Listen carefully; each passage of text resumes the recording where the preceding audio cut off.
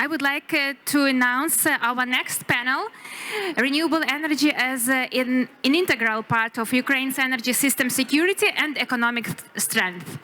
I would like to remind that maybe some of you would need translation from Ukrainian to English. You are welcome to take the special equipment for synchronized translation. Шановні гості, якщо комусь потрібен переклад з англійської на Colleagues, if you need interpretation services, please avail yourselves of the headsets. I'd like to announce our speakers. I will be the moderator. I'm Alexandra Gumenyuk, I represent European Energy Company. And I would like to invite right now to the scene Olga Yeremina, Associate Director, Senior Banker, Energy Europe, EBRD. Alexander Melnik, Board Member, European Ukrainian Energy Agency and partner at GoLow. Vladislav Sokolovsky, Chairman of the Solar Energy Association of Ukraine. Oleksiy Konenko, Head of Renewable Energy Department, Concern Galnaftogaz, OCOM. Serhiy Shakalov, CEO, CNES. Sofian Yusufi, Deloitte US leader in Future of Ukraine program. And Bert van den Ligger, Vice Chairman, Net Zero.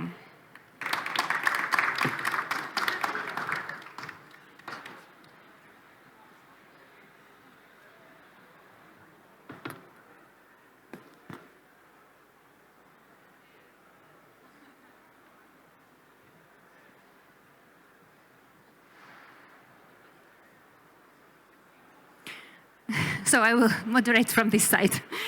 Okay.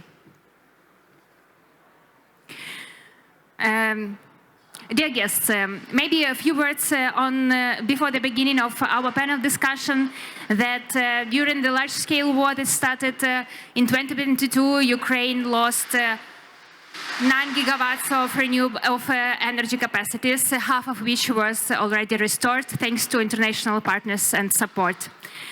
Unfortunately, 18 gigawatts still are occupied. As during yesterday and today it was discussed that Ukraine needs substantial quantity of new generating capacities and thus it requires significant investments. Due to the cost competitiveness, safety and speed of the construction, renewable energy is a solution. And it is an important component of national security and economic security. Many improvements have been done for renewable energy sector in Ukraine. In 2024, National Energy Climate Plan was adopted with the ambition target of 27% of renewable energy share in the total consumption by 2030 was adopted. And it means doubling of existing 10 gigawatt capacities of renewable energy by 2030, in 5 years actually. Strategy for the development of distribution generation was adopted by 2035. Also, Ministry of Energy has launched this autumn pilot CFD auctions with the volume of quotas of the level 110 megawatts. The market premium mechanism was activated to switch from feed-in tariff and over 80 renewable energy facilities have already transitioned. Net billing mechanism reached 100 first active customers which use self-production. The electronic register of guarantees of origin was launched in August 2024, which fully complies with European rules and practices. Already 4 companies can produce nearly 10 million cubic meters of biomethane annually. Also, there was the regulation implemented for the simplification of projects implementation. And another interesting thing that was yesterday also announced, European Ukrainian Energy Agency together with the Ukrainian Wind Energy Association have initiated the Commercial Risk Guarantee Fund. Being established by the international financial organizations, fund will secure private renewable energy companies from fluctuations on the electricity market with the help of margin formula. So right now, I would like to start with several questions to our prominent speakers. And maybe let's start with Alexander Melnik, a board member of European Ukrainian Energy Agency. European Ukrainian Energy Agency is among the leading business associations on the Ukrainian market. And can you please share some feedback from market players, how it is going now in the renewable energy sector in Ukraine? And maybe you can give some more details about Commercial Risk Guarantee Fund. Thank you. Thank you, Alexandra. Good afternoon, everybody. My name is Alexander Melnik. I am a board member of EUEA, Europe-Ukrainian Energy Agency, and also partner at GoLaw. It's a pleasure to be at this panel today. A few words about EUEA. It's an agency which gathers renewable energy players such as energy producers, developers, consultants. It's 29 members. Overall, 3.5 billion euro of investment to economy of Ukraine, and it's 2.7 gigawatts of installed capacities. So coming back to your question, I would like to say that in general, the feedback of our members is quite optimistic despite the situation. Over the last few years, we had seen a lot of positive changes, which were mentioned by you. So it's deregulation, simplified procedures, introduction of new financial mechanisms, corporate PPAs introduction, guarantees of origin, biomethane exports, launch of green auctions, auctions for ancillary services. All these measures, of course, promote distributed energy and contribute to expansion of renewables, but market feels that these measures are still insufficient. And what we can see that the amount of financing currently announced to be allocated to renewables is quite substantial. So we got the Ukraine facility, Ukrainian banks signed a memo on preferential lending to energy sector. We have credit development plan adopted by government, which sets recovery as one of strategic areas.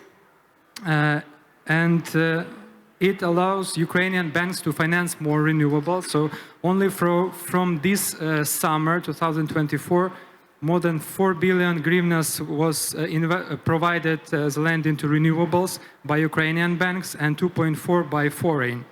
But what's more significant is that we have more than 42 billion Ukrainian hryvnias in pending financing applications. So it shows that from one hand, we have a big opportunity for developing new renewables. We have very big demand. We have a lot of projects are being developed and ready for financing, and we have financial institutions ready to finance, but the problem is reaching bankability. And in terms of reaching bankability,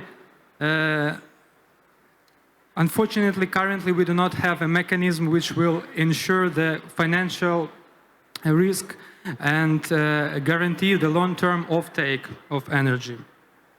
The existing mechanism for promoting renewables, unfortunately, do not solve this issue. So if we speak about feed-in tariff, it's no longer an option. If we speak about green auctions, unfortunately, they do not cover all the necessary needs of energy, and also these contracts for difference mechanism, it removes the profit margin, which makes this mechanism not so interesting within a high-risk environment. If we speak about corporate PPAs, again, although it's possible, but in practice we see that there is no practice yet on the corporate PPAs. There is no viable off-takers who are ready to conclude long-term agreement for 10 to 12 years and ensure off-take of the all energy. And it's all associated with problems such as market volatility and so on. So basically, having these problems, EUEA, jointly with Ukrainian Wind Energy Association, been developing certain solutions how to overcome this. And one of such a solution is concept of Commercial Risk Guarantee Fund. So this concept prescribes the creation of the fund, which will be founded and funded initially by international donors and international financial institutions.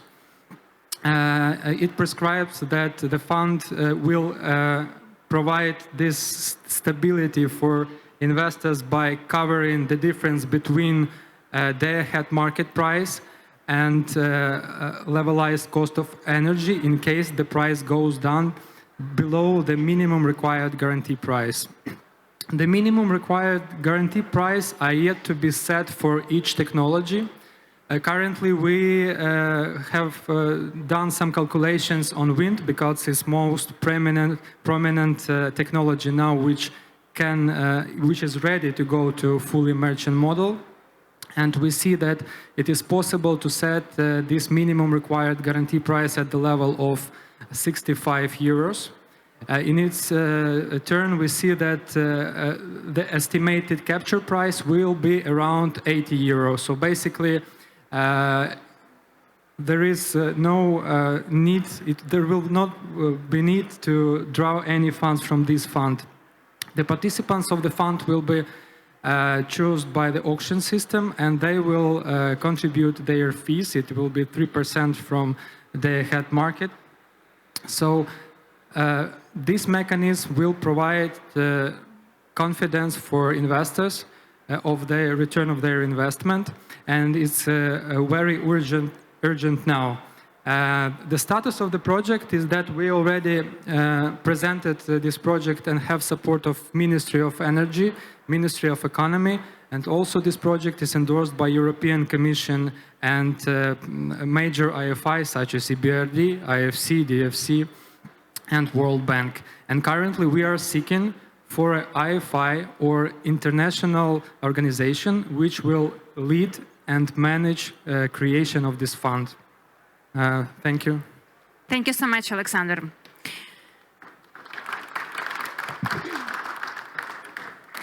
Dear Olga, the contribution of EBRD is undeniable to the energy sector of Ukraine, having already deployed more than 5 billion euro in Ukraine since Russia's invasion of the country in February 2022, and having approved a resolution to increase planning capital by 4 billion euro to help provide significant and sustainable investment for country's real economy. What are the latest financial deals in the renewable energy sector of Ukraine? How do you see all the changes going on in the renewable energy sector? And what is still lacking to make it more resilient and wider deployed with more private investors implementing their projects? And your feedback on Commercial Risk Guarantee Fund, whether it can help with renewable energy projects' bankability. Thank you very much for your questions, Alexandra, and I'm honored to speak in front of the audience, and I really hope that there are investors, real investors into renewable sector in this audience. Would be nice to see whether there are any. Please raise your hands for Olga. Okay, thank you. So what we have been doing in Ukraine so far was rightly highlighted by Alexandra, 5 billion euro, and out of that 5 billion euro of investments, around 2 billion euro in the energy sector of Ukraine. It contains various types of deals, and if we are talking about support of renewables, these are not renewable deals per se, because power sector, as many of you know, is like a body, with a lot of functions.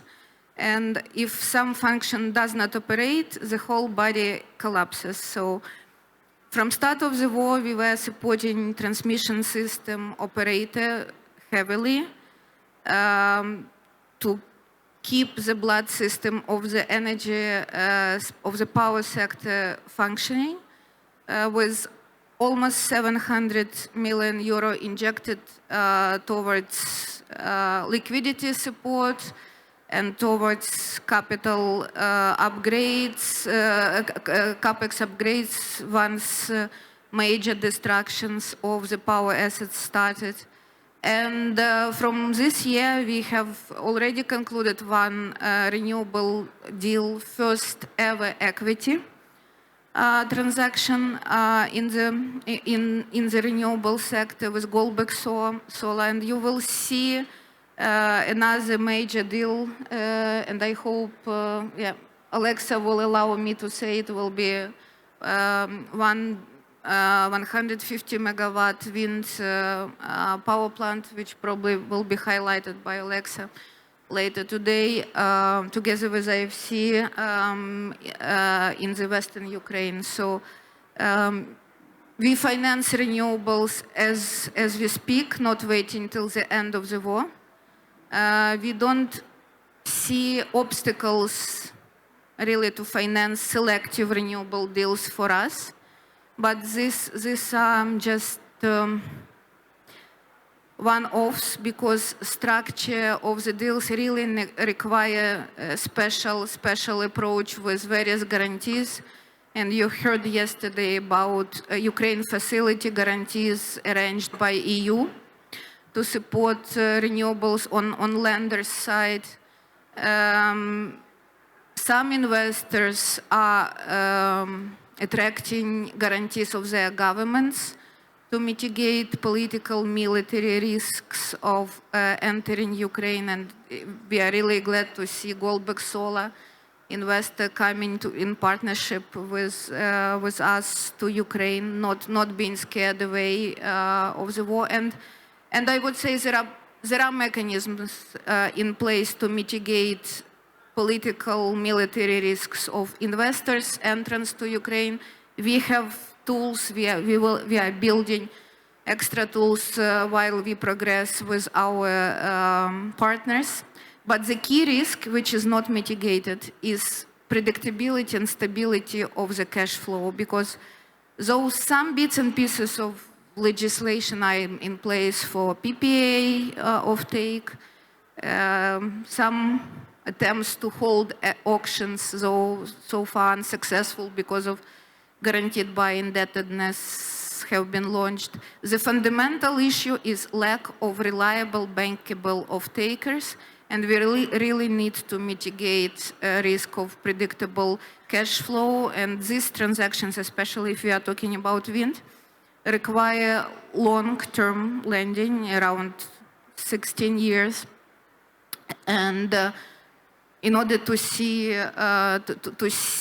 cash flow, though, you saw the wind capture prices presentation of Renewable Association, and they are predicted to stay at the level of $100 per megawatt hour.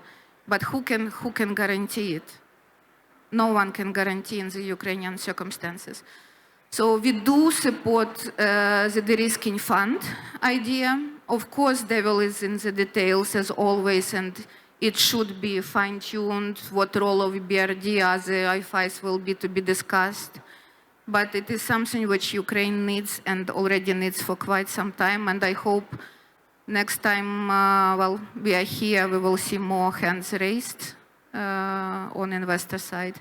And what Ukraine is also lacking these days, brave investors who are ready to think out of the box and structure complex deals and mitigate their risks. Thank you very much. Thank you, Olga. As Olga already touched the topic of private investments, I would like to ask Olexa Konenko from Group OKO. So Group OKO invested 20 million euro in battery energy storage systems, aiming to provide ancillary service for balancing the energy system with an expected 7 years of the returning investments. And according to the recent news, you have acquired a pre-developed construction project of 150 megawatt wind park in the western part of Ukraine, Volyn. Why have you decided to invest in this sector, and what were your criteria for the final investment decision? Thank you, Cassandra. So you know us as well as a leading fuel retail company in Ukraine. Just before the full-scale invasion, we taken strategic decision to be a part of big energy sector of Ukraine. Of course, full-scale invasion corrected our plans. We should to to resolve all the challenges which happened at the beginning of this full-scale invasion. But in any case, we take a decision and have an aim to be one of the leading companies in this sector in Ukraine. We want to use all of our advantages. First of all, a good communication with the financial institutions from development sector, from commercial sector as well, to use our good long-term relations with all of our B2B clients in Ukraine, with whom we have established long relations due to the electricity trading, natural gas trading, agro trading, of course, fuel trading as well, a lot of other activities. Also in the future, we hope after reforms of market, we also can have a possibility to directly communicate with our electricity sales with the consumers in Ukraine and our B2C clients. I hope we are famous as a company, we are reliable as a company, and we believe we will be reliable in the future. Yes, you mentioned we start from the beginning. As well, we are one of the traders in Ukraine, not with the biggest volumes.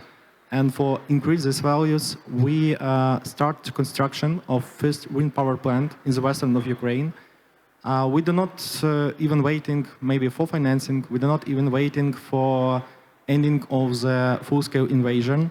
And we want to be one of the example. Then, if you structure in the proper manners, so even in current conditions, even in current challenging times, you can construct and can execute this project.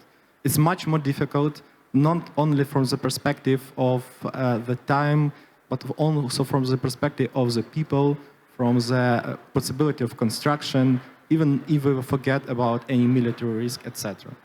Also, we are willing to put into operation in the first quarter of the next year the biggest battery energy storage, also in the western Ukraine, as well as you mentioned for the auxiliary market, but for other purposes as well.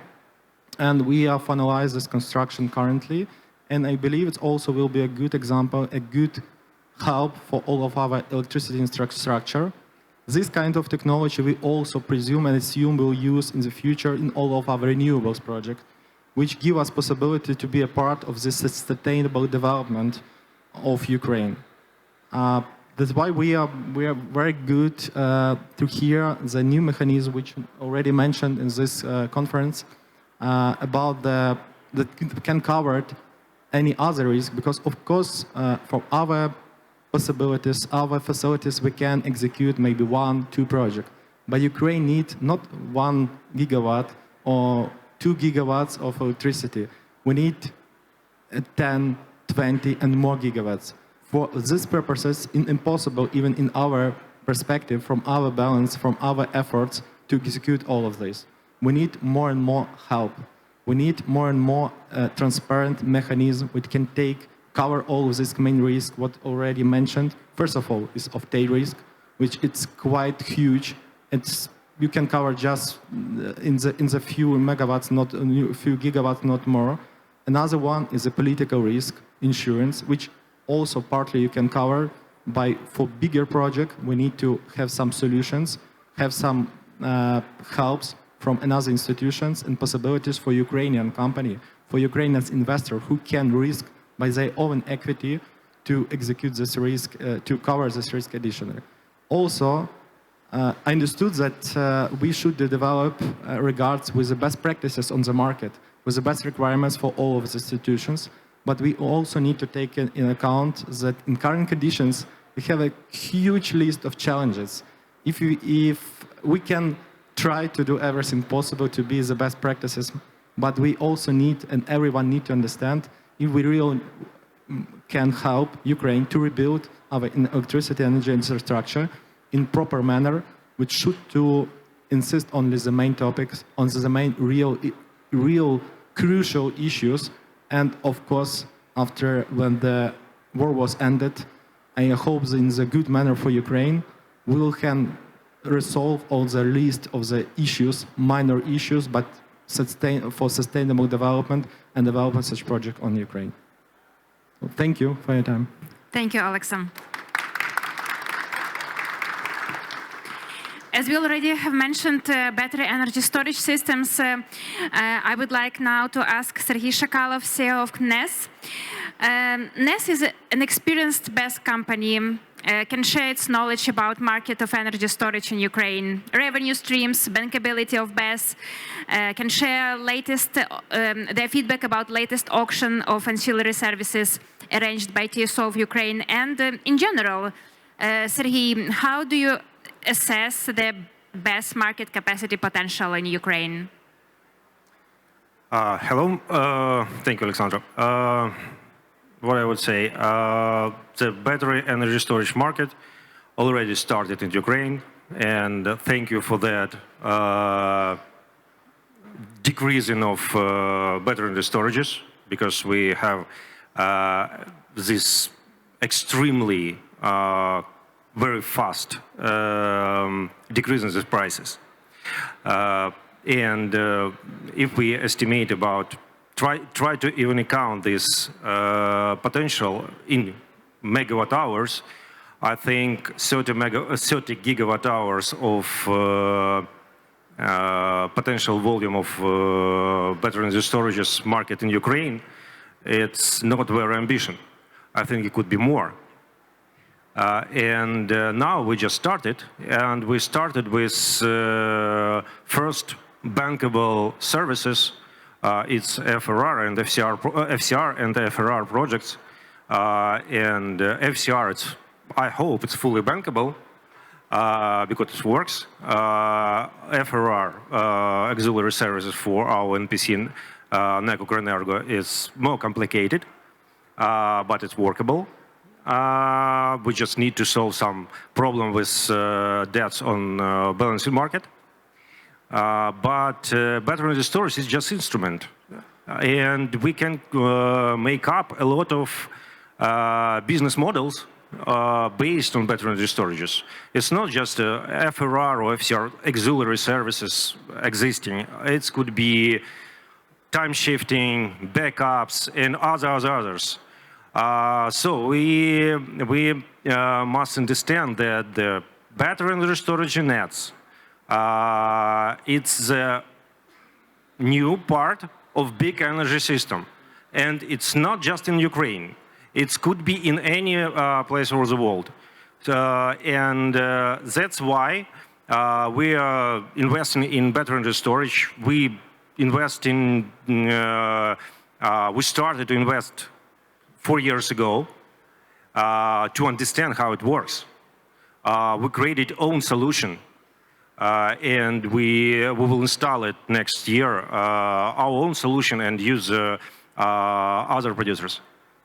And I strongly believe that battery energy storage market, it's a huge market.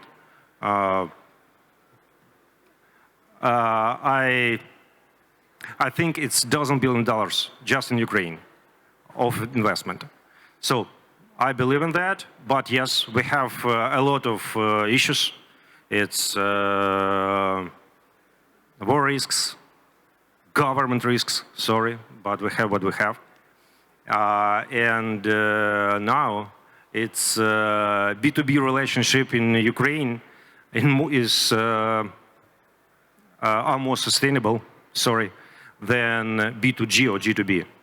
But I think the moment to invest in Ukraine right now is proper moment. Please welcome. We are there. Thank you. Thank you. Very, very positive words. Now I would like to reach out to Vladislav Sokolovsky from Solar Energy Association of Ukraine. Vladislav, this is the largest association uniting solar energy market players.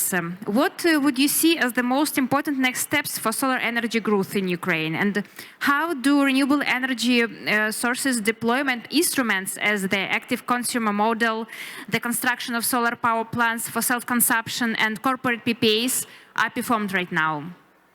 Дякую, я буду говорити українською. Дякую за запрошення. Дійсно, єдине, що можу зразу сказати, що ера зеленого what I would like to mention that the era of the green tariff has come to an end. And there is a new task for all this renewable energy resources has to be more balanced. What are the tools for the investors to build up new solar power stations, power plants? We have got some applied tools, for example, net metering and active consumer.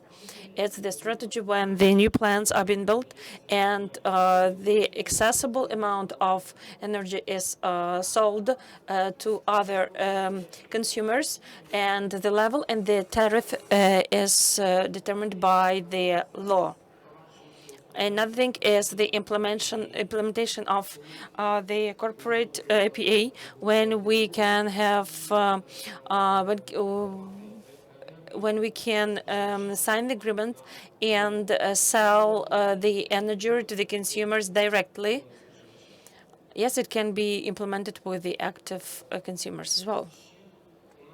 Another tool is the couple of ways to deal with selling energy. For example, it can be done in the open market. For example, if we operate on the wholesale market, the company needs to have the license. Of course, it can be done by help of tenders and CPPA agreement. There is another tool, such as to participate in the bids. There is a pilot project. It was launched 2 weeks ago. We hope this tool will be implemented in future. Another aspect I would like to focus on what should be done in order to implement into real life. Of course, we need to have the compliances with the legislation according to the European standards. We do need to have the support from the political will. Then we need to facilitate the development of additional services.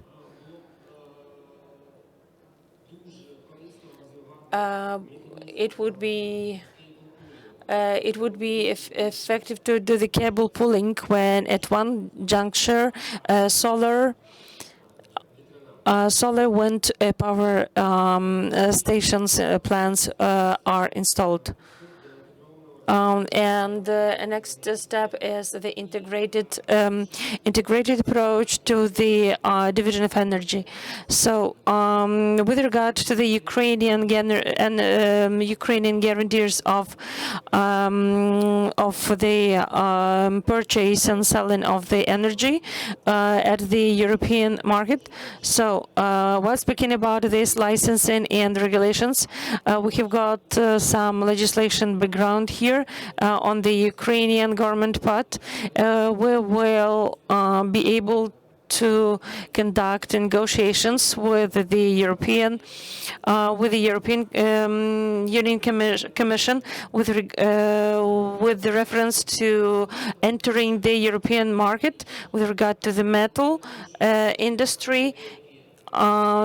It is essential. I would like just to note that according to the Directive 2, the guarantees of origin can be recognized if there is a direct supply of energy between the countries. So we can, for example, recognize the origin of the country of the product. For example, with Poland, it means that when we have got these networks, direct networks, so we can assume that there is a plenty of tools for the investors, and it's a high time to invest money into the sector development. I would like to mention that we have a list of potential investors who are willing to invest into the solar stations for their own needs and for the possibility to sell at the international market. What we know that our task is to be able to improve these facilities.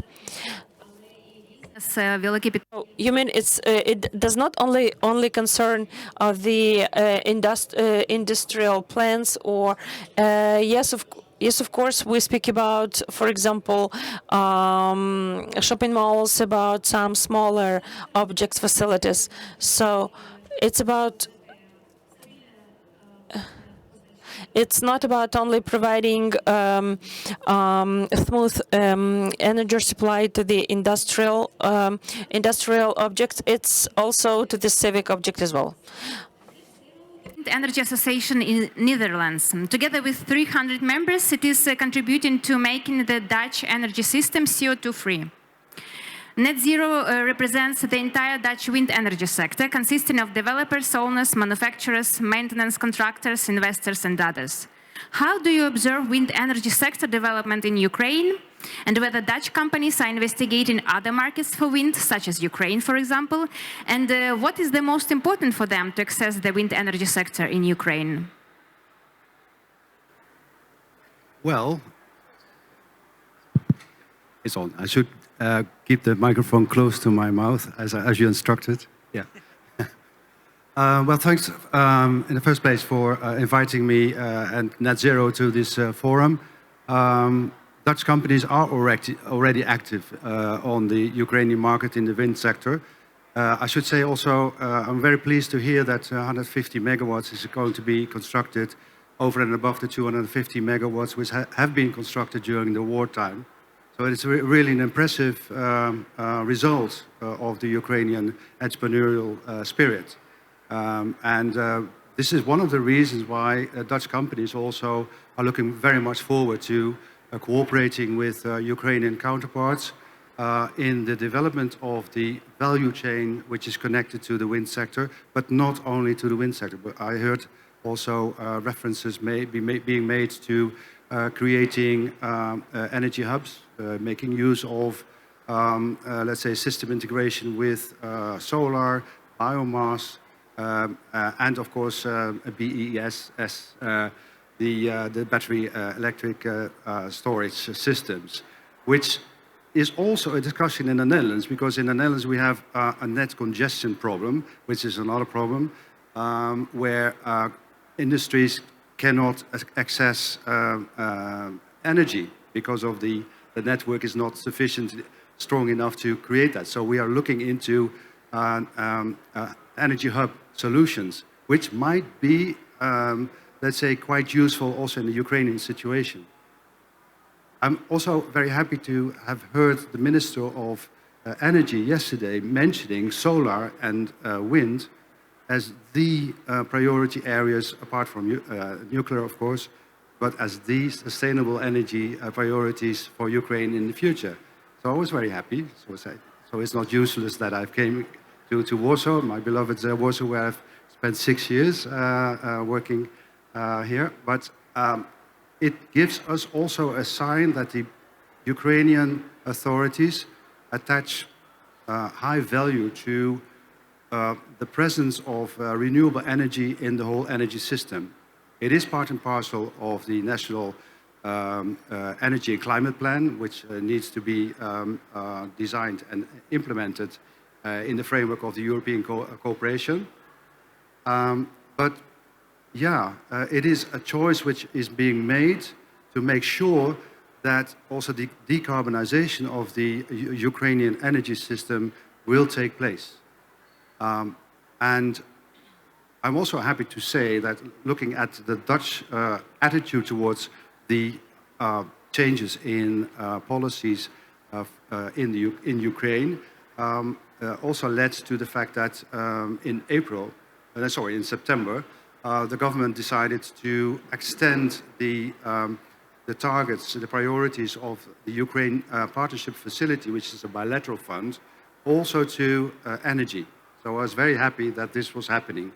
So this means that there is a more also financial support readily available in the bilateral sense, rather than only looking at IFIs, but we are trying to also look at cooperation possibilities in bilateral sense. And in this respect, I'm very happy to pre-announce that on the 26th of November, the Ukrainian Wind Energy Association will come to the Netherlands at a trade fair where both sister organizations will sign a memorandum of understanding to cooperate in many fields, amongst which trying to get the companies, our members, to get together to create tangible business opportunities. And secondly, also having a look at the legal framework within which the wind energy can thrive. There was already a program which was co-funded by the Netherlands Embassy in Kiev on, let's say, the loopholes and let's say, the making the legislation of onshore wind more perfect and more adapted to current situations. But the Ukrainian Wind Energy Association has also asked us to, in the future, have a look at a legal framework for offshore wind. And there we also have, let's say, in the European context, quite a leading position, if I may say, in terms of creating conditions which are aimed at system integration, ecological value, human resources emphasis, and so on. So we're very happy to see that there is a short-term response to the immediate needs of the Ukrainian energy crisis. So we're looking also at the possibility of small wind generators to be implemented also here in Ukraine.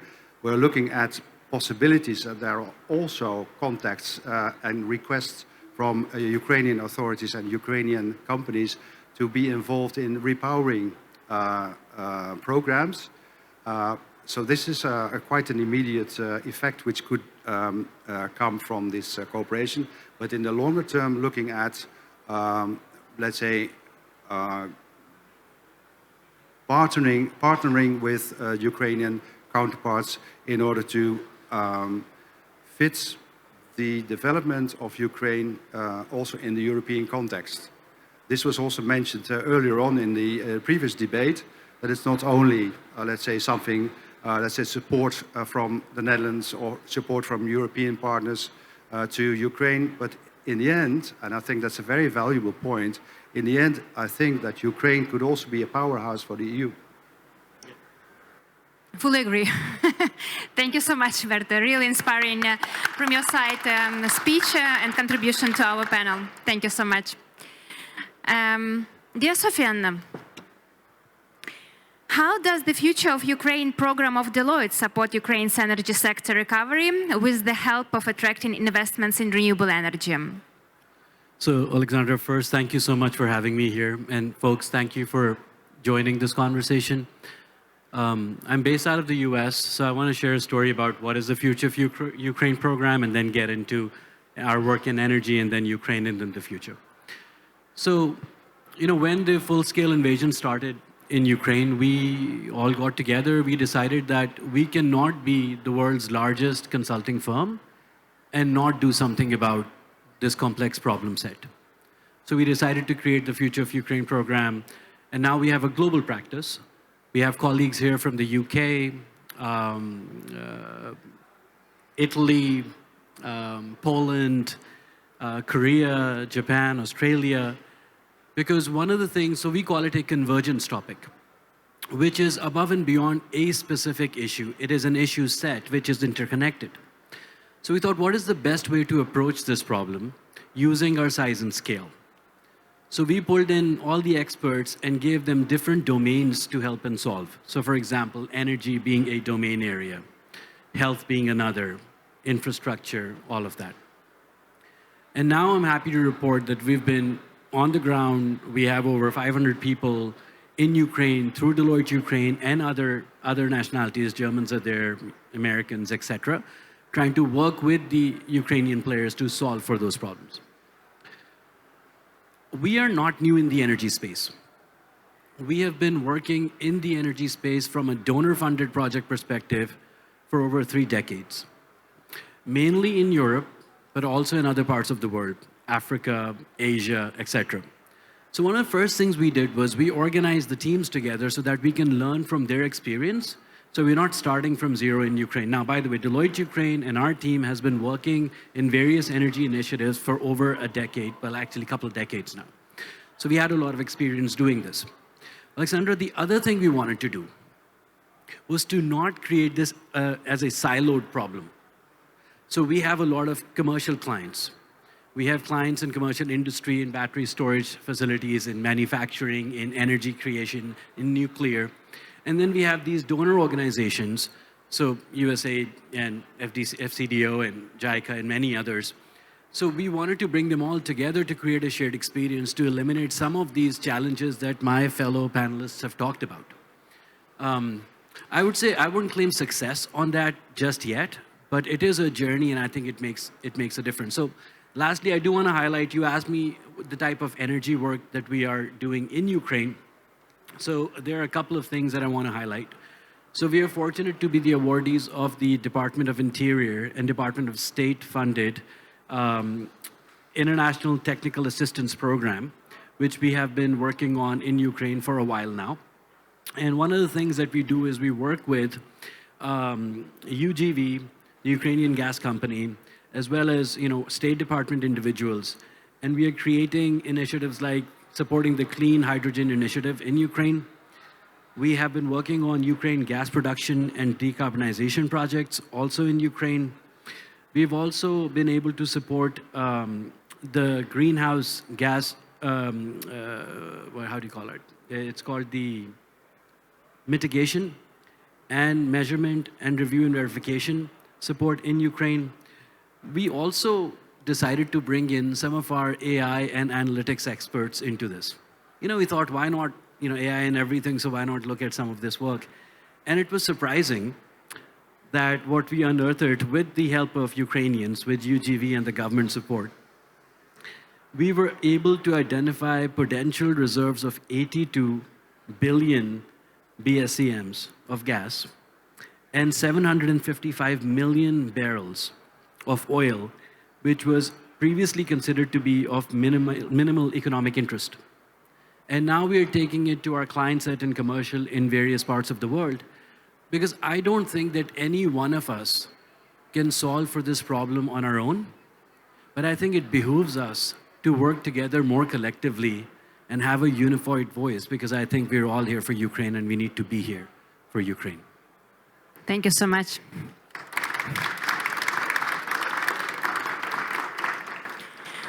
To be honest, yesterday and during this day, there were quite prominent speakers who were speaking positively about Ukrainian bright and confident and actually safe and peace with the newest technologies energy sector. And it inspires a lot, taking into account, as was mentioned earlier, that Ukraine continues investments in different types of sectors of economy, in entertainments, in ski resorts, in mining, in trade centers, and food chains, and etc. So, and actually the investment success depends on energy sources, available energy sources. Dear speakers, I would like to ask you last question, but kindly squeeze your answer to 40 seconds if possible. So, being the real examples of continuous investments in Ukrainian renewable energy sector, what makes you stay at this market, and how other investors who are not in the market yet can benefit? What is crucial from your perspective to boost investments? So 40 seconds. Olga, would you please start? Yes, thank you very much for your question. Actually, I think not staying in this sector means not surviving. And for Ukrainian renewables, it's long-term strategy for the country, for the entire world, but I believe Ukraine with almost fully decarbonized energy sector by Russian missiles has a strong basis to take a quick start with development of clean, even cleaner sector and developing renewables. Thank you. Alexander? Thank you. So I think that first condition why they stay and invest is belief in Ukraine and people's resilience. Also, everybody see the huge demand for renewables. Therefore, we have a window of opportunity which can close once the war will be finished. Everything will be taken by current investors. And speaking about long-term perspective of the EU integration, building a renewable sector of Ukraine is not only about energy security for Ukraine, but also it will contribute to energy security of Europe in general. Thank you. Thank you. Vladislav? Дякую. Thank you. I see a lot of promise for Ukrainian renewables. There's a big demand coming from the businesses to address their problems related to the energy security. Our associations of wind energy is receiving multiple requests these days, requests for new solar power stations, and there is every prospect to believe that we should be driving this energy sector in the future. Alexa? Maybe the most crucial topics completed, but I think that for new investors, we should to remind that we should to construct more quickly than our infrastructure will be destroyed. And you know that everyone can find even in dark forest the path if we are looking for this. So for all the investors, please do something, not only discuss, not only plan it, because maybe tomorrow it's not the proper time for another issues. So if you can construct something, if you can realize today, please do that. Please start this immediately. Thank you. Sergey? I try to be short because it's a huge question. First of all, I'm really optimistic. We invest all our money to renewable sector in Ukraine and a bit to other countries, but a bit mostly to Ukraine. And you know, the energy system in Ukraine are changing right now. So the old is mostly dying, a new sector growing. So this period is the most profitable for any investor which just come. New energy system will be based on the renewable. Wind, solar. I do not believe in nuclear. Sorry, maybe it's my mistake, but I do not believe. Solar, wind, battery storages, and self-consumptions, distributed system, democracy of the tariffs, for example, and others, no monopoly. All these things can be happened in next 5-10 years. A lot of business models, even we can't understand that future business models now, but in the future it will be good for us. So that's why. Yes, and the future starts right now. Actually, it is already changing. Yusuf? Sufyan. Sofyan, so sorry. That's okay. You know what makes me optimistic about Ukrainians? So I've had the privilege of starting a few practices for Deloitte. You know what we invest in? We invest in people. When you find the right people, you build them up, you give them the right technology, the right market, the right access, the right collaboration, market thrives. I've had the privilege of working with Ukrainians for a long time now.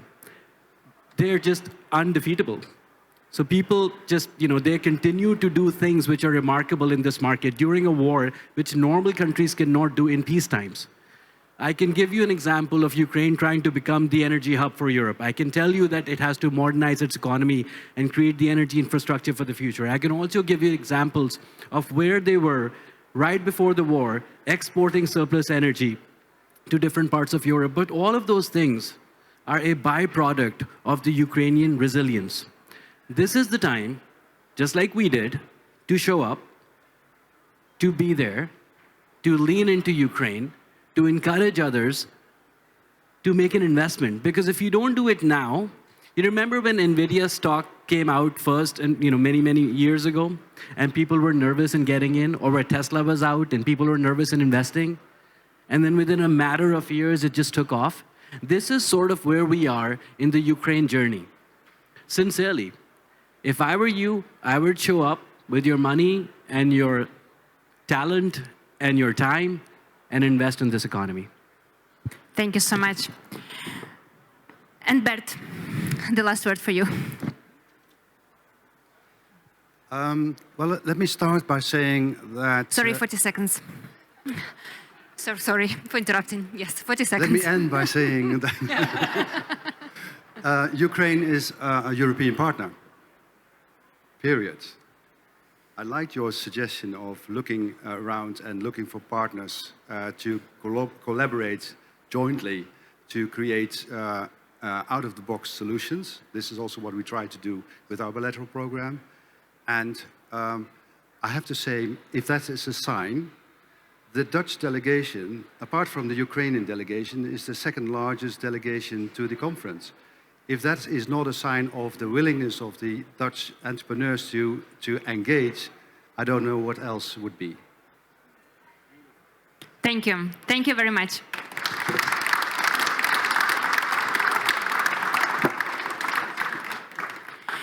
Dear guests, I would like to announce our second next panel. So I would like to invite current speakers to take your seats in the audience. Thank you very much. Thank you.